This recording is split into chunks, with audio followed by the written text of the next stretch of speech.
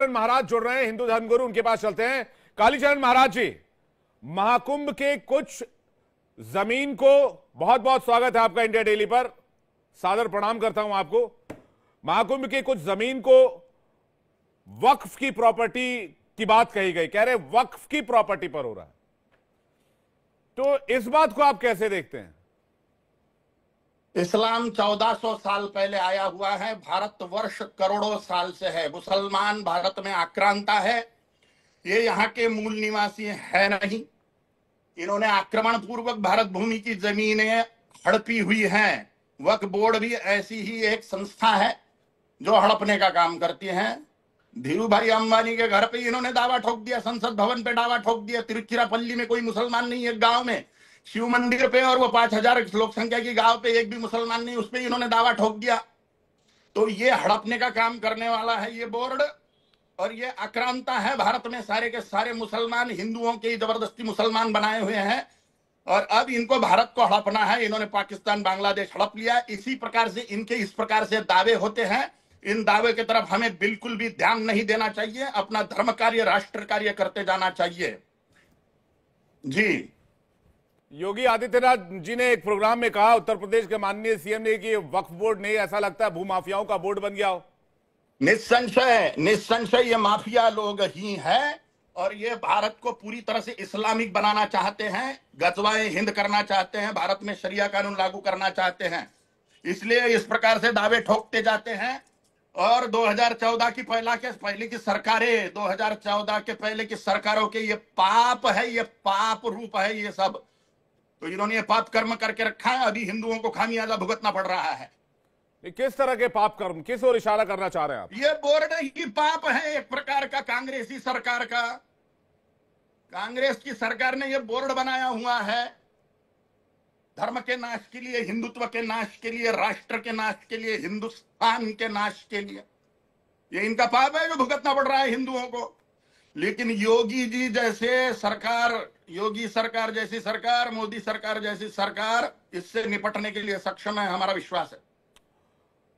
एक सवाल यह भी आपसे कि जरा दर्शकों को बताइए, जो लोग आपको देख रहे हैं इस वक्त, जो लोग आपको सुन रहे हैं इस वक्त, महाकुंभ की शुरुआत कब कैसे हुई थी और क्यों इसको वक्त से जोड़ा गया? कहां से हुई इसका कोई भी आप छोर नहीं देख सकते, क्योंकि सनातन धर्म सनातन है। सनातन शब्द का अर्थ ही है जो था, है और रहेगा। इसका कोई आदि नहीं, इसका कोई अंत नहीं। ये जब से सृष्टि बनी हुई है तब से शुरू है, और तब तक के शुरू रहेगा जब तक के सृष्टि चलती रहेगी। ये जगत चलता रहेगा, ये ब्रह्मांड यूनिवर्स चलता रहेगा। ब्रह्मांड की उत्पत्ति के साथ में ही सनातन संस्कृति, सनातन देव संस्कृति, सनातन धर्म संस्कृति, हिंदू संस्कृति का उदय हुआ है। इस मोक्ष मार्ग का उदय हुआ है, और ये निरंतर ऐसे ही विस्तार को प्राप्त होगा सृष्टि के अंत तक के। अनादि अनंत होने के कारण सनातन, सनातन शब्द का अर्थ ही है था, है और रहेगा।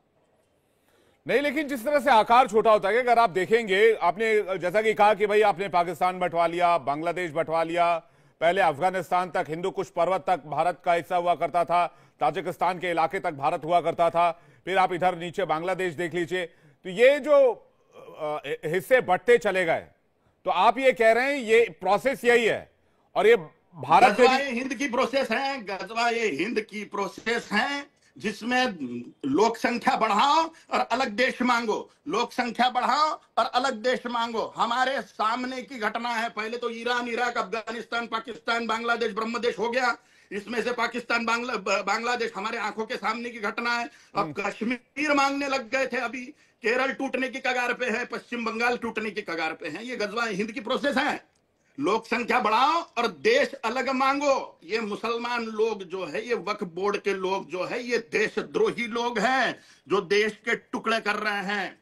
जो देश को तोड़ता है वो देशद्रोही होता है। ये कौम ही देशद्रोही है जो इन्होंने देश के टुकड़े करे। हिंदुओं को सावधान होना चाहिए, और हिंदुत्व की और राष्ट्र की सुरक्षा के लिए निरंतर प्रयत्नशील होना चाहिए। वोटर बैंक बनना चाहिए हिंदुवादी, जिससे योगी जैसे राजा बार बार सत्ता में बैठे।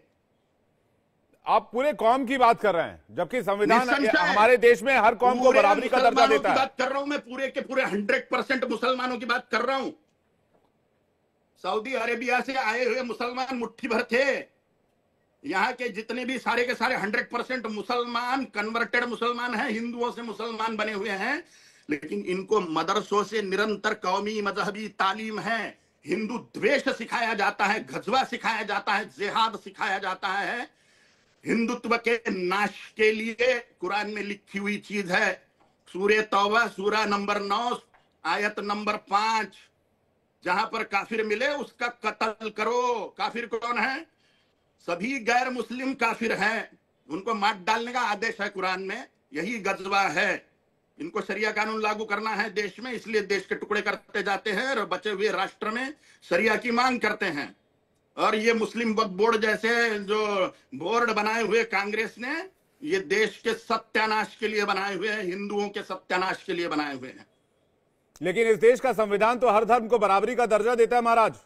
डॉक्टर बाबा साहेब आंबेडकर ने सेक्युलरिज्म शब्द या सर्वधर्म समभाव, इस प्रकार के कोई शब्द गढ़े नहीं है। इंदिरा गांधी की करतूत है जिसने संविधान बदल दिया। 144 बार संविधान को बदला गया है कांग्रेस सरकार में। और ये सेक्युलरिज्म और ये सर्वधर्म समभाव जैसे दस्कट उसमें डाले हुए हैं, ये फालतू की बातें डाली हुई है। सभी धर्म ही नहीं है तो सर्वधर्म समभाव काय का? इस्लाम और क्रिश्चियनिटी धर्म ही नहीं है। धर्म शब्द का अर्थ है अध्यात्म विज्ञानम जीवनाधारित इति धर्म। अध्यात्म का विज्ञान, ईश्वर को पाने का विज्ञान जीवन में धारण करना धर्म है। इस्लाम का टारगेट है ही नहीं ईश्वर। 72 हुरे टारगेट है इस्लाम का, काल्पनिक जन्नत, काल्पनिक हुरे।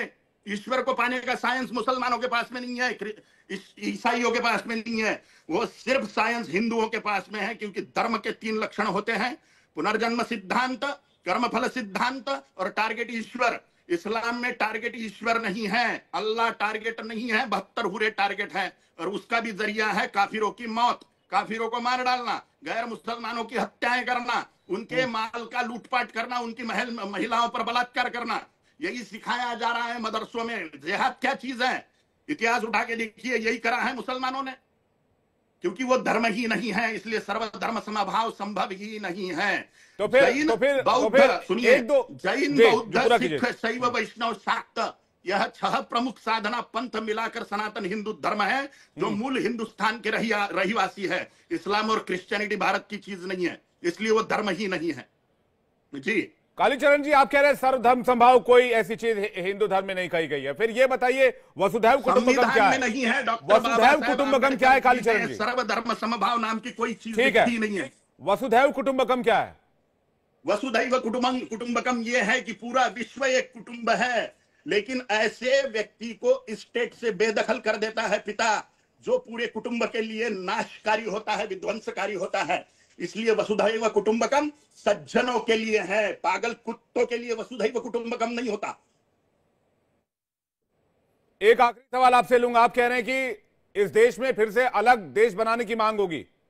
निस्संशय।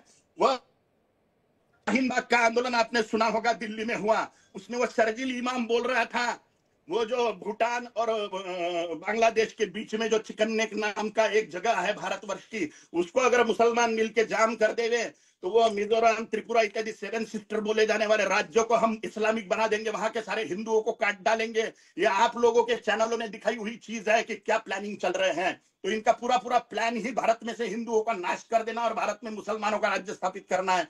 प्लान है, स्पष्ट है, सारी खुफिया एजेंसियां और आपके जैसे चैनल इसको दिखा रहे हैं सब दूर। ये हिंदुओं ने देखना चाहिए, आप जो जन जागृति कर रहे हो उस बात को। नहीं, लेकिन अगर हम इस देश में 25 करोड़ मुसलमानों की बात करें तो आपके बयान से धार्मिक नफरत की बात नहीं आती है क्या? धार्मिक नफरत नहीं है, धर्म रक्षा की बात है। मैं मुसलमानों से उतना ही प्रेम करता हूं जितना हिंदुओं से पाकिस्तान में मुसलमान प्यार करता है। बांग्लादेश में मुसलमान हिंदुओं से जितना प्यार करता है, उतना ही प्यार मैं मुसलमानों से भारत में करता हूं।